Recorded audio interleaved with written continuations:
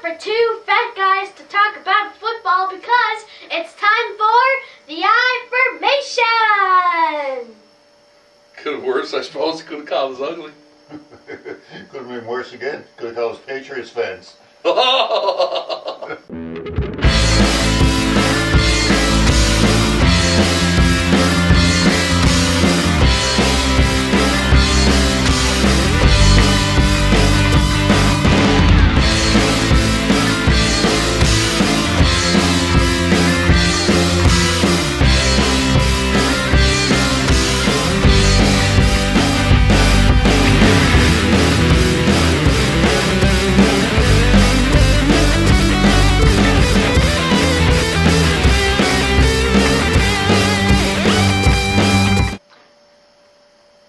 Hi, and welcome to Week 15 of the I-formation. I'm Jeff Gibbons. And I'm John Moist. And just want to say right off the bat, thank you for last week. You guys came out in record numbers to see our show. We're really excited because that makes us want to come back that much harder every week to do this show for you. So, John, I understand that you want to upgrade your fastest 3 minutes to fastest 5. Yeah, haven't been getting it done in 3, so let's try 5. At least he's honest with us. Tell us what happened last week. Okay, start off the Thursday nighter. It was Denver at Oakland, where Peyton Manning had another game of over 300 yards. And running back Knowshon Marino with 167 all-purpose yards and a touchdown. Broncos had 30 first downs in this one. Controlled the clock for over 37 minutes of the game. Defense continued with stellar play. The Broncos held Oakland 61 net yards rushing, and Von Miller now has sacks in 6 straight games. Peyton earned his record 12th 10-win season as a starter, and the Broncos have now won 8 straight. Oakland is now eliminated from playoff contention. St. Louis was at Buffalo. This one was a defensive battle throughout. The Rams proved to be the better team. The defense held the Bills to 60 net yards rushing. Sacks Ryan Fitzpatrick 5 times. Brandon Gibson continued his stellar play for the Rams, catching 6 balls for 100 yards. The most important one being a late fourth quarter touchdown to give the Rams a victory and keep their slim playoff hopes alive. Fred Jackson went down for the year for the Bills in that one. Atlanta is at Carolina. And it was a Cam Newton show in Carolina on Sunday, just as Jeff predicted. Cam Newton was Jeff's player of the week. Newton threw for 287 yards and 2 touchdowns and ran for 116 more, including a 72-yard touchdown run in the third quarter. Atlanta, playing from behind for most of the game, was held 35 yards rushing. Atlanta just gave up 475 yards of offense to the Carolina Panthers. Now they got the New York Football Giants coming to town next week. Good luck with that. Dallas was at Cincy. Dan Bailey kicked a 40-yard field goal as the game clock ran out to keep the Cowboys in the thick of the playoffs race. They overcame a 9-point deficit and outscored Cincy 10-0 in the fourth quarter, securing an emotional victory. Cowboys are playing this game with heavy hearts as they learned on Saturday a teammate, Jerry Brown, had died in an auto accident. Defensive end Josh Brent, who was driving the car, has been charged with intoxication manslaughter. Kansas City was at Cleveland, and look out, the Cleveland Browns have won 3 in a row. Trent Richardson ran for 2 touchdowns. Travis Benjamin runs a punt back 93 yards for another as the Browns pounded the Chiefs. The Cleveland defense held the Chiefs to 1 for 11 on third down conversions, sacked Brady Quinn 5 times. This is the Browns' longest winning streak since 2009. They have now surpassed their win total from last season. Richardson now has 9 touchdowns to tie the team rookie rushing touchdown record held by Mr. Jim Brown, who did it in 1957. Jamal Charles rushed for 168 yards and a touchdown, was a lone bright spot for the Chiefs. Tennessee was at Indy. Indianapolis overcomes a 13-point halftime deficit to rally from behind and move to 9-4. Very strong chance now of obtaining a wild card. Andrew Luck now has 6 fourth quarter comebacks this season, the most by a rookie since 1970. He also passed Peyton Manning for the most yards passing by a rookie in Colts history and moved into second among all NFL rookies, trailing only Carolina's Cam Newton. Luck needs only 260 yards to pass Cam's 4,051 set last year. Playoff scenario for the Colts is simple. Win 1 more game and they're in. New York Jets are in Jacksonville. Chad Henne threw 2 interceptions for the Jags. Jets get 1 rushing touchdown each from Powell and Green. Keep their slim playoff hopes alive. Chicago was at Minnesota. Adrian Peterson rushed for 154 yards and 2 touchdowns. Just another day at the office for him. As the Vikings remain in the thick of the NFC playoff race. Jay Cutler sustained a neck injury in this one, but he should be good to go this Sunday. Also, tests are being run after the game as other teams are calling for scientific verification that Adrian Peterson is indeed human. San Diego's at Pittsburgh. San Diego gets 3 touchdown passes from Phillip Rivers and wins the turnover battle, as well as the Chargers get their first ever win in Pittsburgh in 15 regular season tries. Philadelphia was at Tampa Bay, and the Eagles dealt a serious blow to Tampa Bay's playoff hopes as Nick Foles throws 2 touchdown passes both late in the fourth quarter to pull off the major upset. Doug Barton ran for 128 yards for Tampa, but it wasn't enough. Baltimore was at Washington. The Redskins came from behind to beat the Ravens to stay in the thick of the NFC playoff race, also keep division title hopes alive. Alfred Morris ran for 122 yards and a touchdown. The Redskins defense came alive to hold Baltimore to 7 second-half points. RG3 was injured in this one, remains day to day, and looks like it'll be a game-time decision this week. If he's unable to go, rookie Kirk Cousins out of Michigan State will take over for the Redskins. Miami was at San Francisco, and the 49ers rode 3 rushing touchdowns to a victory over Miami to dash away hopes of a Dolphins playoff run. San Francisco remains atop the NFC West and currently hold a first-round bye. They get a tough schedule remaining going, though, and we'll talk about that in the next segment. New Orleans at the Giants. Eli Manning throws for 4 touchdowns. Rookie David Wilson rushes for 2 more and also adds a 97-yard kick return for a touchdown. Wilson was outstanding in this game as the Giants pounded the Saints. Giants defensive end Stevie Brown had 2 interceptions and a forced fumble to go along with 8 tackles to lead the New York defense. Brown now has 7 picks on the year, second in the NFL. Arizona was at Seattle, and the Seattle Seahawks defense created 8 turnovers, scored 2 defensive touchdowns, and they also got 3 rushing touchdowns from Marshawn Lynch. Seattle had 493 yards of total offense and a franchise record 58 points as they shut out and completely embarrassed the Cardinals. Seattle now has a firm hold on a wild card spot and still have a chance to catch San Francisco for the NFC West title. Detroit was at Green Bay. The Packers moved to 9-4 and take a 1-game lead now atop the division. Also eliminate the Lions from playoff contention. Randall Cobb continued his stellar year with 102 yards receiving for the Pack. And the Monday Nighter was Houston at New England.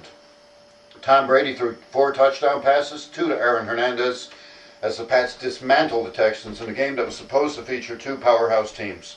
Houston looked like anything but a powerhouse as New England won this game easily against an obviously weaker opponent. And that was it for last week. Wow. What he said. Can't put any plainer than that. That was pretty good. Stick around, folks. What we're going to do now is we're going to build on a theme. We're going to talk about this week's picks. So stay tuned. Hey, welcome back, and we're back now with our picks for week number 15. And something really weird happened this week. What was that? When we compared picks, guess what? We're dead even this week. We have picked all 16 games exactly the same. And the last time we were close, remember what would happen? Mm-hmm. Right? It was harder this week, I think, this late in the season. I don't know. Not for us. We'll give it a try. That's right. So here's our week to go 32-0. And we're going to start now with Cincinnati at Philadelphia. I think it's a no-brainer, man. I think Cincinnati's still well in the mix here for playoff contention. They're going into Philadelphia, who did eke out a victory this week, but I think that was just a blip in the space-time continuum. I think Cincinnati's going to handle them at home. I think Cincinnati's a better football team. I think they have a stronger front four, and that's going to be the difference. All right. Cincinnati. Excellent. Now, Tampa Bay in New Orleans. Tampa Bay slightly wounded in the ego this week after giving up that loss, marred their playoff hopes. And I see a New Orleans Saints team with a lot of pride. I see that Drew Brees this week makes the comment now that all of the bounty gain has been cleared up by Tagliabue and all players have been basically let go from the punishments. And he says it may be a little too late. But don't count Drew Brees and that team out. I think they play on sheer pride. Now, at home, they beat Tampa Bay. I think it's close. I'm not going to pick it close. I'm going to say that New Orleans, because of Tampa Bay's pass defense, which is absolutely ridiculously bad, and Drew Brees looking to have a big game at home, and I think New Orleans is going to put up at least 35 points on Tampa this week. I hope so. Seems I got him starting against you in the football fantasy pool this week. That's the playoffs. The playoffs. All right, now we got the New York Giants in Atlanta, in the Dome. And funny enough, we both see this the same way. We see the Giants beating Atlanta. And I see this Atlanta team getting thinner and thinner every week as they play. I don't see, and this is the time that the Dirty Birds always do this. They start to waver. You know what? They end up, they started off, 10-0, 11-0 kind of thing. 13-3 all of a sudden, and Matt Ryan has looked beatable in the Dome this year. Had a couple of games where he gave up, 5 interceptions against Oakland, still found a way to win. But I think you're dealing with a team now in the New York Giants that you think are poised to go, they could go all the way. And, I see that sometimes, I'm not so sure other times, but I see it this week, and I think the Giants hand it to them in Atlanta. I just think the Giants are a better football team. Atlanta has not lost a home game this year. I think it'll be their first one. And I like the Giants by 10 points in this one.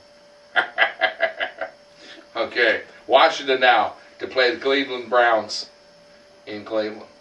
And I was a little bit worried about this pick too, but I think a couple of factors. I'm thinking about RG3 getting a game-time decision, but we still got Kirk Cousins in behind, who is no slouch, ladies and gentlemen. He came in and orchestrated that fourth quarter comeback, including the 2-point conversion to put those guys in overtime and give them a chance to win. So, I don't think they're thin. I think they have some good depth there at quarterback. Obviously, RG3 would be a big asset. But what I'm liking about the Washington Redskins lately is their defense. And they have come to play. And that they've had to make some big changes because they've lost a couple of key defensive players this year for the season, but they have really shored those things up. And I think that Washington is able to go into Cleveland, albeit this game be a lot closer than people think. I think so. I think that Cleveland plays a splendid defensive performance against Washington, keeps this close. I'm saying Washington by a field goal. Mm-hmm. I noticed that all the television experts are all over Cleveland in this game, saying they're going to beat Washington, and that's fine. But I don't think they can, because Washington has number 6 run defense in the game, and they're going to make Cleveland one-dimensional in this one. And I think that when you got guys like London Fletcher on the outside coming to catch the ball, coming to intercept, I think Washington is a better football team and will prove it in a close game. Yeah. Okay. And where we go to Baltimore, where Baltimore hosts your Denver Broncos this week. How do you see this? I'm picking Denver here. Baltimore, I don't think has as good as a defense as they have had in other years. Well, with the absence of Ray Lewis, that makes a big difference as well. I just think that Denver is rolling right now, 8 straight wins, and they're getting better and better every week. I think that Denver is flat out a better football team than Baltimore, and I think they will go into Baltimore, and I think they'll go in and hand it to them. I think you're right here in this case, as we've obviously agreed on this pick as all the rest. And I see Baltimore being a little bit more relaxed this week based on Pittsburgh losing last week, the Bengals losing last week. Mm-hmm. It's given them a little bit more of a solid hold on that division. And even I think they even own the tiebreakers. I think they're 8-2 in the conference. So they're a little bit relaxed, and they're decimated by injuries right now. I mean, they've lost Ladarius Webb all for the year. Suggs is hurting. You got Ray Lewis, who may be back this week. Mm-hmm. And but we're still, that team is they're gonna play it very carefully, and they're gonna play enough to win that division. And I think worry more about the postseason. I think Denver. I think they're right for the pick, and I think you're right. Denver by 10. Okay, Indianapolis is in Houston in a good interdivisional rivalry here. Houston a little bit humble last week in New England, dealing with what you call them to be a much weaker team. And I think there were some things they did wrong. And I don't want to sort of talk about that for a second. I didn't interrupt your fastest 5 minutes, so I'm going to refute a little bit now. I picked Houston to win last week only because I think that defensively, if they could have gotten to Brady the way, and forced turnovers, the New England Patriots have only fumbled the football 9 times this year. And I think about when it was 7-0, and they forced the fumble in the red zone, and I can't remember who the defensive lineman was that should have sat on that football but wasn't able to recover that fumble. And then Hernandez getting the ball, being hungrier, and the very next play Brady rewards him with a touchdown pass. So those are the kinds of things that you can't make those kinds of mistakes against the New England Patriots. I think this team would be smarter playing them the next time if they do match up, but there's a possibility they'll see each other in the playoffs again. So hopefully that happens. But I wouldn't want to be playing the Houston Texans at home this week after being humbled and embarrassed this week by the New England Patriots. I think Indianapolis got their hands full there. Andrew Luck and company are in good shape now to pick up a wild card in the AFC. So not as much riding on this. And as far as rookie quarterbacks go, he'll go in and do a good job. But I just don't think they can compete with Arian Foster. I don't think they can compete with Andre Johnson. I think that they're going to go in there and put off a clinic after having that bad week. And I don't even see this being close. I think they may keep it close for a while, but I think Schaub and company pull away and they beat these guys by 15 points. Yep, I completely agree with that, and I completely agree with what you said about last week's game. If you don't bring the pressure to Tom Brady, you will get punished for it. You have to bring the pressure if you want to beat Brady. And I also think that this one will not be close. I think Houston is going to be angry in this one, and they're going to beat Indy by 20 points. Statement. Yeah. Now we've got Minnesota in St. Louis to play the Rams. And let me tell you, not too many teams better at home, with the exception maybe of Seattle than the St. Louis Rams. And I see Minnesota, I see them as very unidimensional with Percy Harvin out of the lineup. I see Adrian Peterson. We keep talking about Adrian Peterson. They win a game. Adrian Peterson, 150 yards on the ground. Adrian Peterson. All they need to do is shut down Adrian Peterson. I know that sounds like that's ridiculous. But you know what? As far as defenses go at home, St. Louis are outstanding. They are. And I think that they can win this game in a close one. I think they can shut down Peterson, maybe hold him under 200 yards. No, I think that St. Louis can actually, I think they can control Peterson. And Peterson's going to put up yards. He puts them up every week, and he puts them up every game. But I think they will control Peterson, and I think they'll win this game in a close one. Mm-hmm. Jacksonville in the sunny Florida State to play Miami, their nemesis. And I got to tell you, Jacksonville has been terrible this year. Terrible. Miami hasn't been much better, but they've played solid defense. I just don't see this on any level. I see Miami beating these guys bad. I think this is going to be another blowout. I agree. Okay, next. Green Bay to play Chicago at Soldier Field. And I couldn't remember. I remember earlier in the year picking the Chicago Bears in Green Bay to beat the Packers. Remember that meltdown game? Remember how all that went? We were back in the 4 interceptions Cutler threw there. Yeah, in the second half. Mm-hmm. And I remember that was back in the time when we were dealing with the referee situation, and I was thinking there was a lot of things that went on there. There was momentum shifts, but and I said I can't wait for the rematch in Green Bay. I'm sorry, in Chicago. But a lot of things have changed since then. Yes. Brian Urlacher out for the season. Who else we missed there? Who else went down this week? It was Jennings. Jennings might play. Oh, really? But if he does play, he's going to be playing hurt. So again, so they're beat up anyway. Cutler hurt his neck in the last game too, but he's questionable. But I think he's going to go. Yeah. One of the bright spots of in the last couple of weeks is Brandon Marshall. He's really just a bright spot all season. No, but I mean, especially really I guess in the right? last couple of games, like huge numbers in the air, and I think. The running game has been sort of bruised and beaten this year in Matt Forte being injured. Michael Bush has stepped up, and now even Bush is injured right now. And I think they have to establish the run, but I don't think they got enough. I think Green Bay, who has been quietly one of the strongest teams after Week 4 of the NFL. Your Broncos have won 8 straight, but not a bad record in Green Bay as well. And Aaron Rodgers has really played well. And this week we've got, is it Clay Matthews is back in the lineup, and Charles Woodson? And Charles Woodson. So that's a huge defensive boon. I think, sadly, that our Bears are going to go down in flames this week, and I think Green Bay humbles them at home. I agree with that. Woodson back, Matthews back, and Urlacher out for the Bears. Doesn't spell too good a story for the Bears this week. Sorry, Coach Ditka. Carolina and San Diego. And Carolina with a huge win this week against the Atlanta Falcons. But San Diego, who have been hot and cold all season, they've come up, some games they've come up with huge defensive accomplishments. Phillip Rivers has been able to get the ball out to Gates. They cook sometimes, and other times he can't hit the side of a barred door, and I don't get it. No consistency, but I can't help but think that at home against the Panthers, I'm thinking they're able to control Cam Newton from a defensive standpoint, and I think they get the job done at home. San Diego quietly has number 2 ranked rush defense in the NFL, and I think will be able to control Cam Newton, who was a big part of that Carolina Panthers attack, is Cam Newton's rushing ability. And I think San Diego will be able to control that, and I think San Diego will take this game. Okay. Next, we've got Detroit in Arizona to take on the Cardinals. Cardinals are going to be angry after the beating they took last week, but It's not going to help. no, Detroit I think is a better football team, and I think Stafford has a decent game.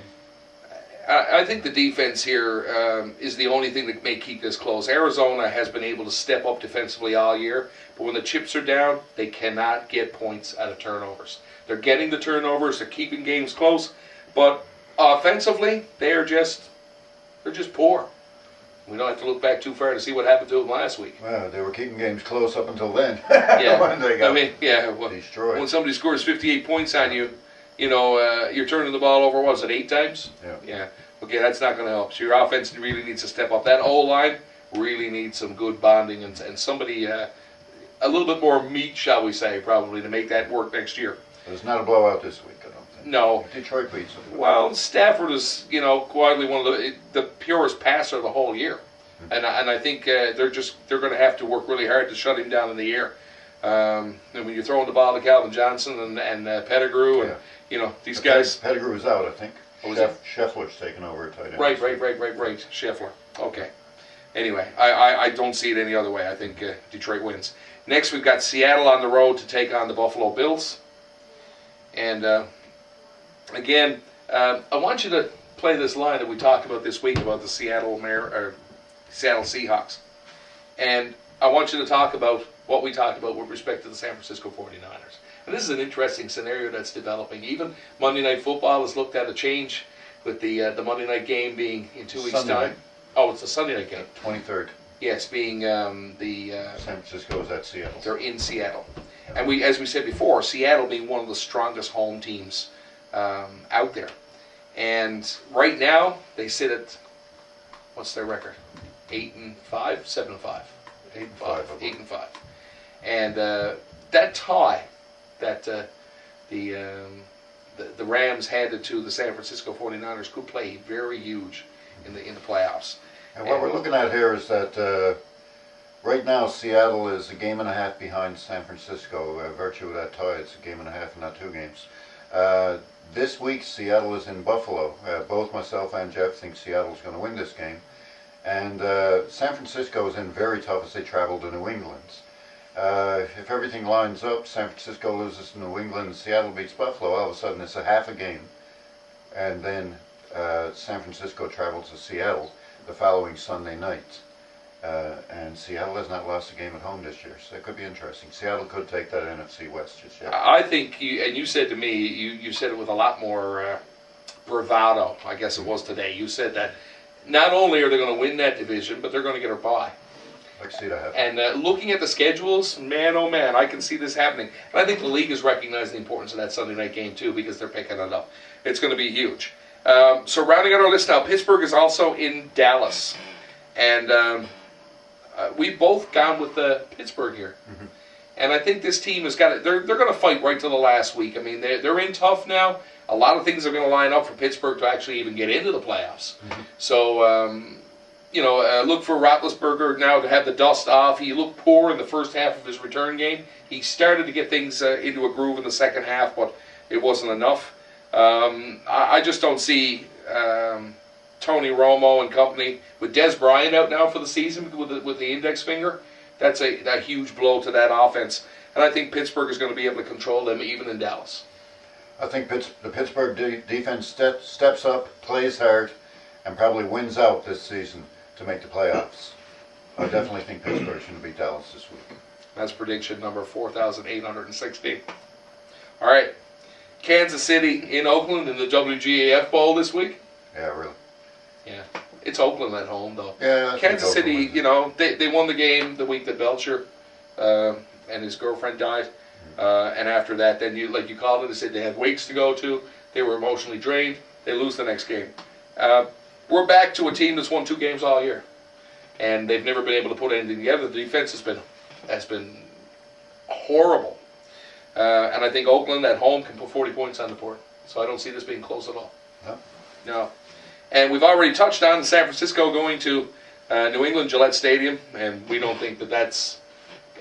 Sadly, the New England Patriots look very good. Slap me for that. I know. Knock you out. Yeah. But New England looks like right now they could be the best team in the NFL. I would never say that. Better I'm going to stick this pen in your eye.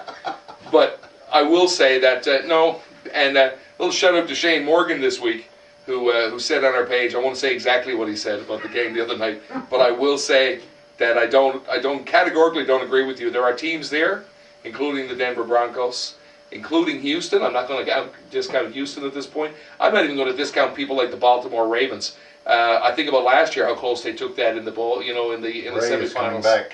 Ray is coming back. That's right. And tricep torn or not, he's going to be out for one thing, and that's Don't count out the Steelers either. no. Steelers are there. There's Cincinnati Bengals for that matter. Any team that rides the wave and gets a chance can win on any given night. So as we all know, and rounding out, we got the Monday Nighter. Woohoo! Everybody hold on to their copies of the notebook for this one. New York Jets are in Tennessee. I can't wait. Oh boy, No. I'll tell you what. Actually, we've seen the notebook already. Let's do the Joy Luck Club. We'll get our foot baths, mani-pedi, and save all the time and energy watching this. Chris Johnson might show up and run a few yards in this game. But you know what? The Jets have played very weak teams the last couple of weeks, and they've struggled to put points on the board. So don't sit there, Jets fans, and tell me about the mastery of this team and how they put it back together. And certainly don't tell me how great Mark Sanchez is. And don't tell us they're one game out of the playoffs. That ain't going to happen. You know what? Yeah, they were one game out of the playoffs when they were 0-1. That's the right. way I look at it. Or if they were 0-1, I'm not sure. But same idea, okay? They picked up Braylon Edwards again this week. Yeah. That's going to make all the difference. Well, you know what? I guarantee you after the little DUI business, at least they're going to play him. What was his suspension? The team imposed a suspension of a quarter? It was a quarter of football. You know what? Because he's not a head case. No. Let's pick him up again. And this is the magic formula now, Rex Ryan, that's going to make your Jets hit the playoffs. But I've just got one thing to say to you, Rex Ryan. L-O-S-E, lose, lose, lose. You can't even keep Fireman in. Yeah. All right. That rounds out the picks for this week. Well, the Jets, that's just what they needed, another head case in their locker room. Yeah, that's right. That's right. When everything was so harmonious under the Rex Ryan administration. Stick around, folks. We're going to round out our week now with our players of the week and our teams of the week. Stay tuned. Hi, and welcome back. This is our final thoughts. This is the segment where we pick our team of the week and we pick our player of the week. And actually this week, not only did we agree on all our picks, we also agree on the team of the week, and that is Pittsburgh Steelers. Hungry doesn't begin to describe this Pittsburgh team right now. Trying to fire on cylinders. And John, I believe you said it was this week that you figured that they're going to win out. And 3 games left. I expect them to win all 3. Making the playoffs, like I said. With respect to our player of the week, I'm going with a defensive player this week, and I'm actually going with a team that's probably going to give you agitation. I'm actually going with a Patriot this week, only because he's one of the few people on that team that I can actually stomach, and that's Vince Wilfork. And he has been playing incredibly well defensively. Batting down balls, picking up fumbles, and I just think this week he is going to be a key player in stepping up defensively, this versatile New England team against the San Francisco 49ers. Who do you like this week as a player? I think Arian Foster, I'm going to put the Colts on notice that Arian Foster is going to be walking over your backs into the end zone this week. Arian Foster is going to run all over the Indianapolis Colts this week. If he's out there on some kind of betting prop, pick him, because he's going for over 200. Let me tell you, it's going to happen. Hey, John, can I have your hat? I'm in an interview, man. I'm busy too, man. I'm always doing something. That's awesome. That's the way we saw it this week, folks. Once again, want to thank everybody that came out to see us last week. Came out in droves. Want a special shout out to our friend Agnes Riffleshed, who told everyone that we knew a bit about big men in tight pants. What was it you said, John? You said... Yes, I said the video gave me the willies, but I'll allow it. Yes, I'll grant you that. He's a funny man. And I just want to step in and say that this week was a very special week for me too, because apparently I'm an ordained minister this week now. That's a practical joke by me. Yeah. So I get this email today giving me my ordination papers, and they're en route now to my home address, which was graciously presented to them. So I've got a couple of ideas for revenge. Maybe we can put those into the video next week and we'll talk about it. But anyway, until then, peace be with you. So just remember, come see us on Facebook and like our page. It's the I Formation, all one word. Or if you want to subscribe to our videos, we had a few new subscribers this week, look up Omega Adam 474 on YouTube. So come back and see us next week, see how we did. Thanks for watching, and until next week, it's good night from me. And it's good night from him, Reverend Jeffrey Gibbons. Have fun.